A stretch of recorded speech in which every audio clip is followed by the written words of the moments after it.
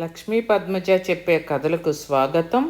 రేపే ధనత్రయోదశి. లక్ష్మీదేవి జన్మించిన రోజున ఈ కథ వినటం వల్ల అష్ట ఐశ్వర్యాలు కలిగి దీపావళి రోజు నుంచే మీకు ధనానికి, బంగారానికి, అష్ట ఐశ్వర్యాలకు వేటికి లోటు లేకుండా ఆ లక్ష్మీదేవి కొలువై మీ ఇంట ఉంటుంది.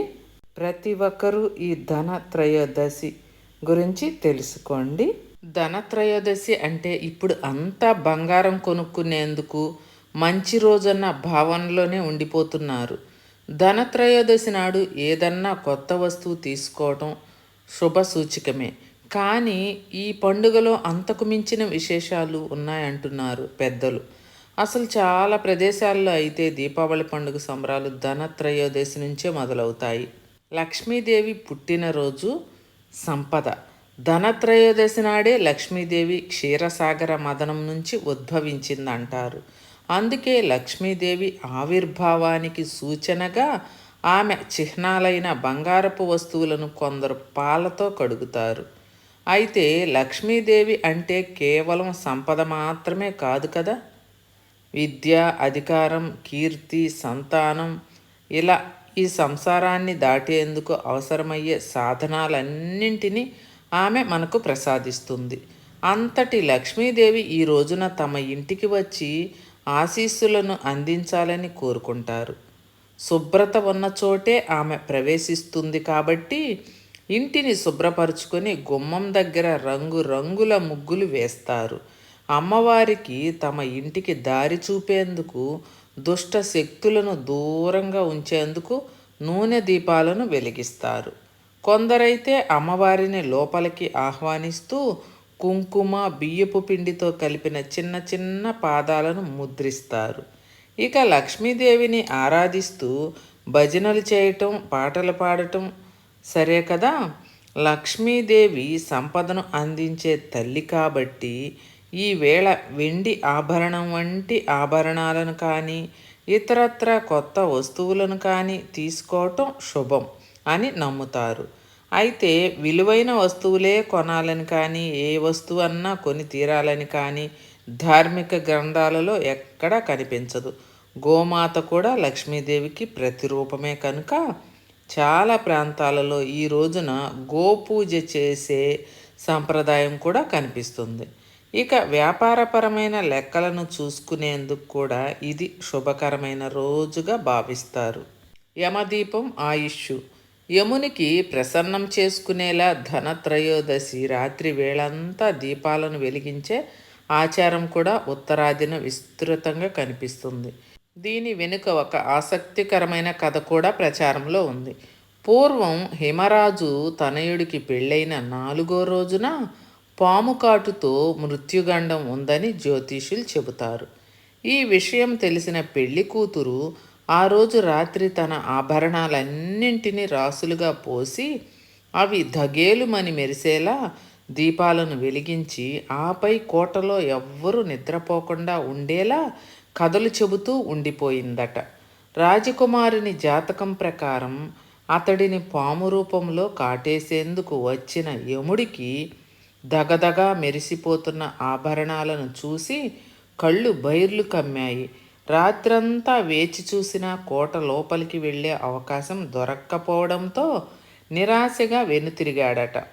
అప్పటి నుంచి ఈ దీపాన్ని వెలిగించే ఆచారం మొదలైందని అంటారు. ధన్వంతరి జయంతి ఆరోగ్యం. ధనత్రయోదశి నాడు వచ్చే మరో ముఖ్యమైన సందర్భం ధన్వంతరి జయంతి. అపర వైద్యుడు ధన్వంతరి కూడా క్షీరసాగర మదనంలో ఈ రోజునే ఉద్భవించాడని నమ్మిన అసలు ధనత్రయోదశి అన్న పేరు ధన్వంతరి నుంచే వచ్చిందని వాదించేవారు లేకపోలేదు. భూలోకంలో అనారోగ్యంతో ఉన్న వారికి తగిన ఔషధులను సూచించేందుకు ఆ విష్ణుమూర్తే ధన్వంతరిగా అవతరించాడంటారు. దీర్ఘకాలిక రోగాల నుంచి ఉపశమనం పొందాలన్నా, ఎలాంటి అనారోగ్య సమస్య నుంచైనా తక్షణం తేరుకోవాలన్నా ధన్వంతరిని ప్రార్థిస్తే ఫలితం ఉంటుందట. ఆయుర్వేదానికి, వైద్యానికి ధన్వంతరి ఆది గురువు కాబట్టి ఈ రోజున వైద్యులంతా ఆయనను తలుచుకోవటం పరిపాటి. అలాగే ధనత్రయోదశి నాడు లక్ష్మీదేవిని ఎలా పూజిస్తే మనకి ఆర్థిక ఇబ్బందులు తొలగుతాయో కూడా ఇప్పుడు మనం తెలుసుకుందాం. దీపావళి అంటే 3 రోజుల పండుగ. ధనత్రయోదశి, నరక చతుర్దశి, దీపావళి. ధనత్రయోదశి రోజున చాలామంది లక్ష్మీదేవిని పూజిస్తారు. అలాగే బంగారాన్ని కూడా కొనుగోలు చేస్తుంటారు.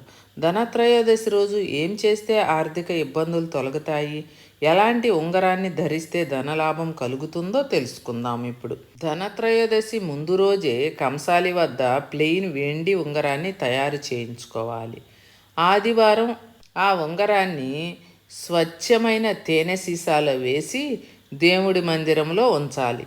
దీపావళి రోజున సాయంత్రం పూజ అయిన అనంతరం రాత్రి 10 గంటల 30 నిమిషాలకు ఆ సమయంలో మళ్ళీ స్నానమాచరించి ఆవు నెయ్యితో లక్ష్మీదేవి ఫోటో ముందు దీపాన్ని వెలిగించాలి. తేనె సీసాలో ఉంచిన వెండి ఉంగరాన్ని ఆవు నెయ్యితో వెలుగుతున్న దీపపు ప్రమిదలో వేయాలి. అనంతరం లక్ష్మీదేవిని కుంకుమతో అలంకరించి శ్రీం శ్రీం నమః మంత్రాన్ని 1000 సార్లు జపించాలి. మర్నాడు ఉదయం స్నానం ఆచరించి నేతిలో ఉంచిన ఉంగరాన్ని శుభ్రంగా కడిగి కుడి చేతికి ఉన్న ఉంగరపు వేలికి పెట్టుకోవాలి. అనంతరం ఆ ఉంగరాన్ని ఉంచిన తేనెను పచ్చని చెట్లు ఉన్న చోట పోయాలి. ఇలా చేయటం వల్ల ఆర్థిక ఇబ్బందుల నుంచి విముక్తి పొందటమే కాకుండా మళ్ళీ ధనత్రయోదశి వరకు ధనవృద్ధి, ధనలాభం చేకూరుతాయంట. ఇప్పుడు ధనత్రయోదశి పురాణ కథను తెలుసుకుందాం. దేవతలు, దానవులు అమృతం కోసం క్షీరసాగరం చిలుకుతున్న సమయంలో పాల సముద్రం నుంచి శ్రీ మహాలక్ష్మి జన్మించింది. అంతేకాదు సంపదలను ప్రసాదించే కల్పవృక్షం కామధేనువు, ఆమె దేవ వైద్యుడు ధన్వంతరి కూడా శ్రీ మహాలక్ష్మితో పాటే జన్మించారు. వారు జన్మించిన రోజే ధనత్రయోదశిగా జరుపుకుంటాం. ఎంత చదువు చదివినా, ఎన్ని తెలివితేటలు ఉన్నా శ్రీ మహాలక్ష్మి అనుగ్రహం లేకపోతే జీవితం శూన్యం. అందుకే సర్వసంపద ప్రదాయిని అయిన శ్రీ మహాలక్ష్మి అనుగ్రహం కోసం సర్వమానవాళి ఈ రోజున శ్రీ మహాలక్ష్మిని ఎంతో భక్తి శ్రద్ధలతో పూజించి ఆమె ఆశీస్సులు అందుకుంటారు. ఈ పర్వదినాన వెండి లేదా బంగారం లక్ష్మీదేవి ఫోటో వద్ద ఉంచి పూజిస్తే మంచి ఫలితాలుంటాయని అంటారు. ధనత్రయోదశి ప్రాముఖ్యతను కూడా తెలుసుకుందాం. పురాణాల ప్రకారం దేవతలు, రాక్షసులు సముద్రాన్ని మదనం చేస్తున్నప్పుడు ధన్వంతరి ఈ రోజున చేతిలో అమృతం కలశంతో ప్రత్యక్షమయ్యాడు. అందుకే ఈ రోజున ఆయనకు పూజలు చేస్తారు. ధన్తేరస్ రోజున సంపదకు దేవుడు అయిన కుబేరుని పూజిస్తారు. ఈ రోజున ధన్వంతరి కుబేరుడు దేవతలను పూజించే వ్యక్తి అని నమ్ముతారు. అతను సంపద, కీర్తి, ప్రతిష్టలను పొందుతారు. సముద్ర మదనం సమయంలో ఆశ్వీజ కృష్ణ త్రయోదశి రోజున ధన్వంతరి భగవానుడు అమృతం పాత్రతో ప్రత్యక్షమయ్యాడని విష్ణు పురాణంలో పేర్కొన్నారు. ధన్వంతరి విష్ణువు యొక్క 21 అవతారాల్లో ఒక అవతారమని ఆధ్యాత్మికవేత్తలు చెబుతున్నారు. ప్రపంచంలో ఆయుర్వేద వైద్య విజ్ఞానాన్ని విస్తరింపజేసేందుకు శ్రీ మహావిష్ణువు ధన్వంతరి అవతారం ఎత్తాడని పురాణాలు చెబుతున్నాయి. విష్ణుమూర్తి అంశే ధన్వంతరి అని చెప్పేందుకు గుర్తుగా ధన్తేరాస్ పండుగను జరుపుకుంటారు. శుక్రాచార్యుని కన్ను పీకేసిన విష్ణుమూర్తి, బలిచక్రవర్తిని పాతాళానికి తొక్కేసిన విష్ణుమూర్తి. ధన్తేరస్కు సంబంధించిన మరొక కథ ఉంది. ఏమిటంటే ఆశ్వీజ కృష్ణ త్రయోదశి రోజున దేవతల పనిని అడ్డుకున్నందుకు విష్ణుమూర్తి రాక్షసుల గురువు శుక్రాచార్యునికి ఒక కన్ను పోయేలా చేశాడు. పురాణాల ప్రకారం మహావిష్ణువు 10 అవతారాల్లో 5వ అవతారం వామన అవతారం. ఈ వామనుడు అతిథి గర్భాన జన్మించిన వ్యక్తి. మహాబలి చక్రవర్తి ప్రహ్లాదుని మనవడు, వైరోచకుని కుమారుడు. బలిచక్రవర్తి విశ్వజిత్ యాగం చేసి అత్యంత శక్తిని సంపాదించుకొని ఇంద్రకీలాద్రిపై దండెత్తుతాడు. బలిచక్రవర్తిని నిలువరించడం ఎవరి తరమూ కాలేదు. ఈ తరుణంలో దేవతలంతా చెల్లా చెదురైపోయారు. ఆ సమయంలో మహావిష్ణువు దగ్గరకు వెళ్ళి కాపాడమని వేడుకుంటారు. దీంతో మహావిష్ణువు అదితి అనే ఋషి పత్ని గర్భాన జన్మిస్తానని వరమిచ్చాడు. అలా జన్మించిన విష్ణుమూర్తి బలిచక్రవర్తిని అణచివేసే సమయం కోసం ఎదురుచూడసాగాడు. అయితే ఒకసారి బలిచక్రవర్తి అశ్వమేధ యాగాన్ని తలపెట్టాడని తెలుస్తుంది. బలిచక్రవర్తిని అంత మొందించేందుకు ఇదే సరైన సమయంగా భావించిన విష్ణుమూర్తి చిన్నారి బ్రాహ్మణుడి వామనుడి రూపంలో యాగశాల వద్దకు వెళ్తాడు. దీంతో బలిచక్రవర్తి ఆ వామనుడికి సాదర స్వాగతం పలికి నీకు ఏం కావాలో కోరుకోమని అడుగుతాడు. తమకు యాగం చేసుకోవడానికి 3 అడుగుల నేల కావాలని కోరతాడు.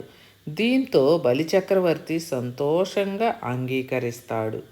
దానం అడుగుతున్న వ్యక్తి వామన రూపంలో ఉన్నటువంటి రాక్షస విరోధి అయిన మహావిష్ణువు అని అక్కడున్న రాక్షసుల గురువు శుక్రాచార్యుడు కనిపెడతాడు.